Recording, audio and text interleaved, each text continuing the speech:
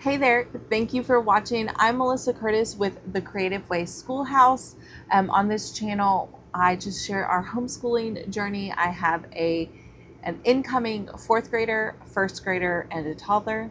If you're new here, we are a full-time RV family currently traveling throughout the US. So we do school on the road, work on the road, life on the road, and I share a little bit about our journey. But if you want to follow along our travel adventures, you can follow us at the Creative Way family, both on YouTube and Instagram. So in this video, I'm going to share what we are using for my fourth grader for language arts. Where do I want to start?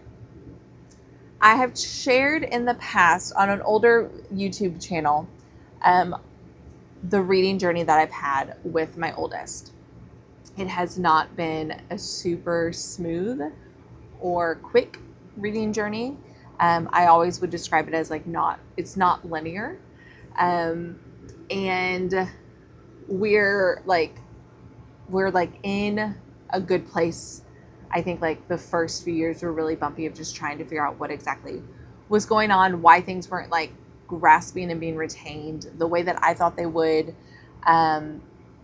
So we've just kind of been slow and steady, making our way, progressing with her reading, getting her to a more independent reading level. I won't go into the whole story here. I'm going to put that in another video where I'll share more at depth our reading journey and what I would do if I was doing it over again. So just kind of advice to myself, basically. So a few disclaimers before we start. One, our family really strongly believes in the power of our words. Bible, Scripture says that life and death is held in the power of our tongue, and we firmly believe and live that out. And so I've had to actually retrain myself on how I talk about my oldest reading journey. She is a growing reader. I don't call her a struggling reader anymore. I might have used that in actually the title of this video because struggling reader is such a common phrase that you hear in the homeschool education world. I wanted to make sure this video found the right people, but it's such a negative connotation. Yes, there has been struggles. Yes, there are challenges. But I don't like to prescribe her as a struggling reader. She's growing and she's learning and she's making progress every day. So that's that. It took a little while for us to figure it out. Again, stay tuned for that video where I'll go more into the story, but it took a while for us to figure out that she was showing some pretty consistent dyslexic tendencies. That's basically all I'm going to say about that. I don't want to, I have no interest in diagnosing. I have no interest in diving deeper into it. But just being able to identify some of the tendencies that she had and how her brain was starting to translating things was extremely helpful. It actually is what caused us to stop everything that we were doing and find a new curriculum and allow me to do my own research on how to best help her. So, so that's just a little bit about our journey. We've just had some obstacles that I didn't foresee. I was also, she's my oldest, so first time homeschool mom. Anyways, she's doing great. Reading, once we got the hang of it, once we stayed consistent and I really understood how best to help her, reading has been such a huge improvement. I'm really proud of her. This year is our first year to do a full on language arts, multiple components, and not just being so singular focused on reading. One of the things that I had to, come to terms with is there's a technical skill. There's a technical skill when it comes to reading, which I think it's really important to remember. I'm going to try not to get on a bunch of soapboxes. in this video. It's really important to remember that reading is a technical skill. You have to learn it. Some kids just like, it happens overnight and it just like clicks in their brain and there's not a lot of teaching required. I know some of those kids. And it's true. Like their mom's just like, I didn't teach them to read. They just learned it on their own. Some kids aren't like that, but either way, it's a technical skill that is learned, whether it's a short progress or a long like journey. So her technical skill set is at a certain level, but her comprehension, her intellect, her creativity, and her desire to write and to create with words and to read and to understand and analyze longer stories like is way above where her technical skill set is. And in the past, I think I've just brought everything down to the level of her skill set of reading. And I'm not sure that was the best thing to always do. In fact, I would, we would go to the library, she would pick out books to read and want to go to the things that interested her, like the things that were at her comprehension level and not necessarily at her reading level. And I would always try to gravitate her towards her reading level. And one day she just told me, I feel like you're telling me I can't do it. I feel like you're telling me it's too hard and I can't do it. And it was just like this huge like reality shock and a punch to the gut, because that was what I was telling her. I was trying to like protect her. I was trying to make sure she wasn't getting frustrated and overwhelmed because I didn't want her to lose the love of reading and the love of stories because of a technical skill that was growing. But at the end of the day, I was telling her that she wasn't able to read those books. And so I've had to change my tune when it comes to that. So this is the first year, all that being said, this is the first year that we are doing multiple components of language arts. We're adding spelling and writing and grammar, reading comprehension. We have done bits and pieces of that, her entire homeschool journey. We did spelling, she does handwriting, we do copy work, we read and we talk about it. Like we've done all of those, but in not so formal ways. We're doing them in a formal way this year. So let's dive into it.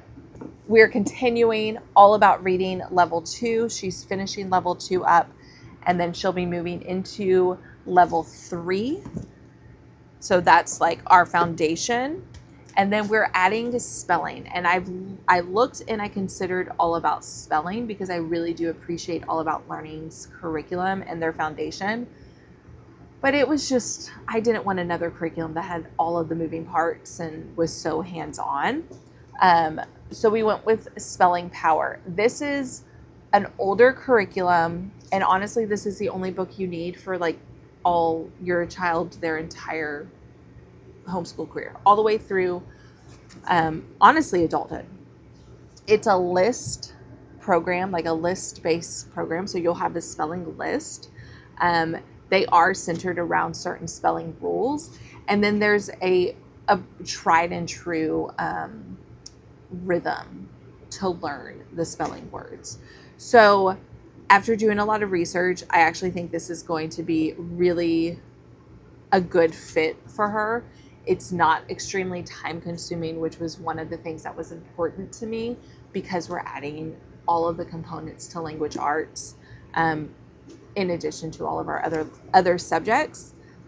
So Spelling Power, I will keep you posted on how it is going. So we have reading, spelling, now writing, and grammar. I did so much research. I went back and forth on so many different curriculums. I narrowed it down to 2, which was Essentials in Writing. And I was really, really close to going with Essentials in Writing. And then I jumped ship and went to BJU English. So we are using their level 3. I feel like that is the right level for her to be at. And I just got the student work text. They have this work text, the teacher guide, and a test assessment booklet. But I didn't want to spend that much money. I didn't want to use the tests and the quizzes. That's not important to me. And then the teacher guide, quite honestly, like this was, somewhere in the $30 range, $30 to $35 range. And the teacher guide was really big and it was like $75. And that feels a little excessive to me for a teacher guide. But after doing some research and listening to some different reviews, I'm fully confident in being able to get what we need out of this curriculum just from the work text. So it's pretty traditional. It's like a pretty traditional workbook style, which again, I actually think is going to be great for her. She actually loves work pages. And I just haven't required a lot of writing. Our writing in the past has been, she'll do notebooking pages and we'll have to correct and everything. But I keep it to a minimum because honestly, it's really time consuming to spell check and to focus on making sure letters are facing the right way, all that stuff. So again, that's one of those things that like I've brought down to meet her at the technical skill that she's at. And I think this is going to push her in the direction that we want to go. So I'm really excited. I'm really excited to start this. The way BJU is set up is that they will have a grammar lesson or a few grammar lessons, and then they'll have a writing lesson. So she will be doing writing of all different kinds. So that's exciting. And what else are we doing? Handwriting. We use the Good and the Beautiful handwriting. She is in level 2, I believe. I don't have it with me. So she has started cursive, which I have found she does incredibly well with. One, she just likes it because it's pretty and she wants to have pretty handwriting. But I've noticed, just because of the nature of cursive and how all of the letters are connected, I have noticed it really helps. It keeps her from flip-flopping letters, right? Because when you're writing in print, all of the letters are very independent and she's more apt to reverse letters. So that's just an observation. Let me know if you have a child who has similar tendencies. Let me know if you've observed that, if cursive has been a good fit for them, because she doesn't know the whole alphabet. We're not writing fully in cursive just yet.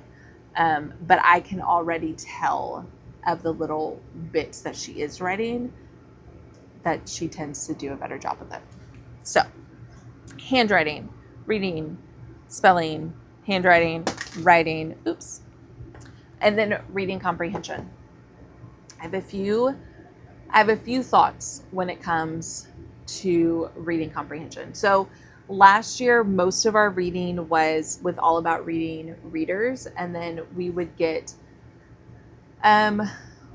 Imagination Station was a book that we were working through. We would do some kind of easy chapter books that we would work through, but honestly, we didn't make it all the way through any of them. So it just wasn't a huge focus. We focused more on Read-Alouds and less. I had her do independent reading. Like, I made sure she got that in, but I wasn't over her shoulder with it. And I think I might need to be for where she's at right now, because I want to make sure she's actually attempting and progressing, and she doesn't just, go into La La Land and daydream. So reading comprehension. I have decided we're going to use BJU Readers to work on reading comprehension outside of All About Spelling. Nope, that's not what we're using. Outside of All About Reading. I didn't get anything else besides the readers, and I got these from thrift books. They're actually a little pricey. So if you're not familiar with these readers, they're different stories. There's fiction. There's science-based ones. There's some out of like actual books, like there's Amelia Bedelia in some of them. This one is All God's Creatures, so it's more animal-based.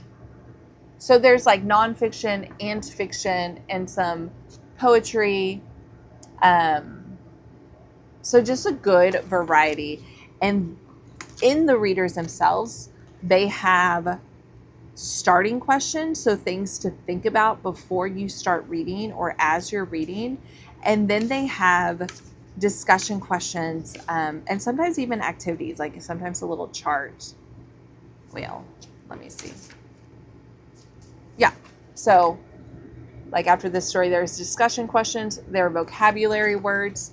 So just a real like reading comprehension guide. There's workbooks, there's an activity book to go with it. I didn't want to do that. I just really want us to be more hands-on in books. One thing to know about these is that they're pretty lengthy. They're set up more for a classroom setting where you would have multiple students read. So maybe a student reads a paragraph and then you move on to the next student. So I'm not intending on her reading everything. This is something that we would sit down together and we would alternate. So that is what we're doing. And I just have these two for right now. And we will see how it goes. So that is reading, spelling, handwriting, writing and grammar, reading comprehension, and then the final piece of reading comprehension that I'm going to do a whole video on because I'm really excited about is our read-alouds, our family read-alouds. So I've decided this year, well, let me back up a bit. I love family read-alouds. I love reading aloud as a family. I am not the best at making sure it gets done. We just haven't found the best flow for it to make sure it stays a part of our homeschool routine. It tends to be the thing that trails off. I mean, it's also hard with a toddler and who's trying to get into all of the things. But this past year, let me think.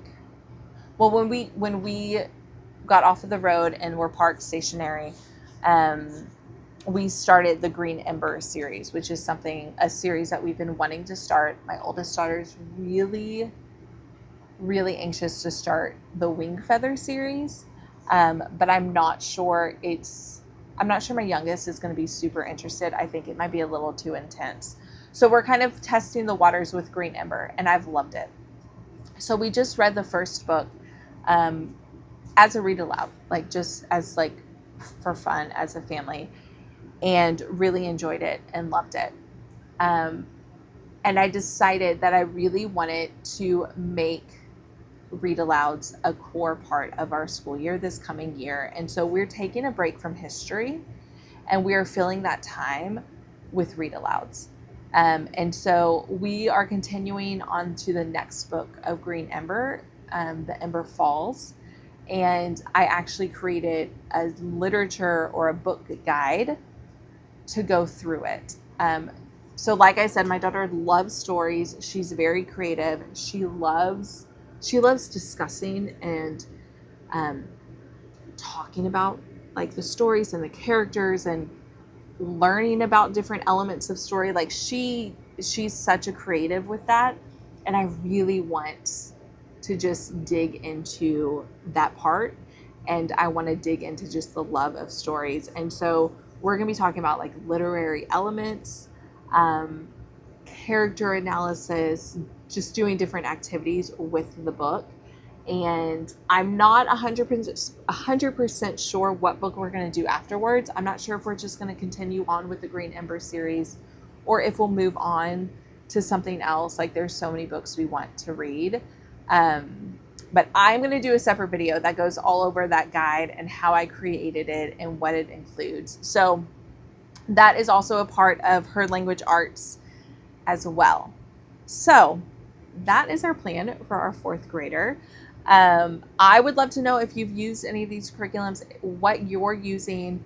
So thank you for watching. I would love if you would like this video if you've enjoyed it so far. And if you like this kind of content and want to hear more about what other curriculums we're using this year, be sure to subscribe. And I will see you guys next time.